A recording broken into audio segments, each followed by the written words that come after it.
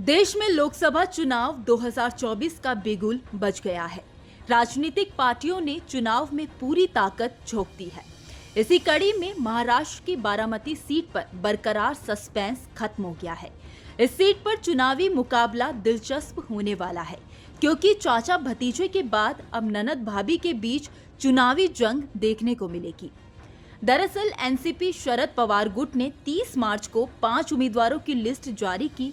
इस लिस्ट में राज्य की सबसे अहम सीट बारामती से एक बार फिर सुप्रिया सुले को चुनावी मैदान में उतारा गया। इसके थोड़ी देर बाद ही अजित पवार गुट ने भी इस सीट से उम्मीदवार के नाम की घोषणा की। एनसीपी अजित गुट के प्रदेश अध्यक्ष सुनील तटकरे ने अजित पवार की पत्नी सुनेत्रा पवार को बारामती से उम्मीदवार घोषित किया। अब यहां शरद पवार और अजित पवार की एनसीपी में कड़ी टक्कर देखने को मिलेगी।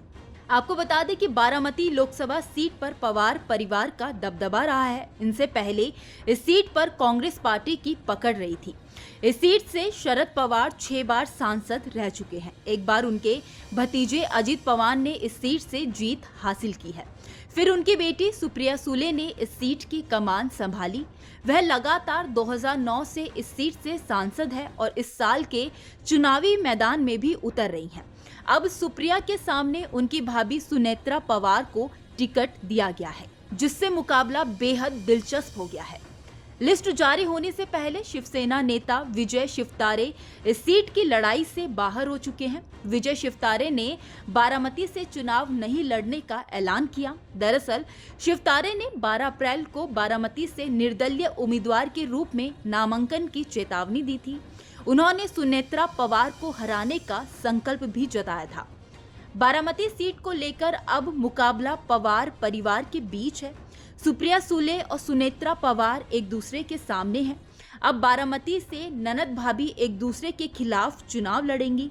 एक तरफ सुप्रिया सुले जहां एक अनुभवी नेता है और इस सीट से 3 बार सांसद बन चुकी है, तो वहीं उनकी भाभी सुनेत्रा पवार राजनीति से दूर रहती हैं। हालांकि वह सामाजिक कार्यों में बढ़ चढ़कर हिस्सा लेती हैं। ऐसे में अब देखना ये दिलचस्प होगा कि बारामती की जनता किसे चुनती है। खैर, इस खबर में इतना ही। इस खबर को लेकर आपकी क्या राय है, आप हमें कमेंट सेक्शन में जरूर बताइए। वीडियो अगर पसंद आया हो तो वीडियो को लाइक और शेयर करना ना भूलें। बाकी देश और दुनिया की तमाम बड़ी अपडेट्स के लिए देखते रहिए न्यूज़ नेशन का डिजिटल प्लेटफॉर्म।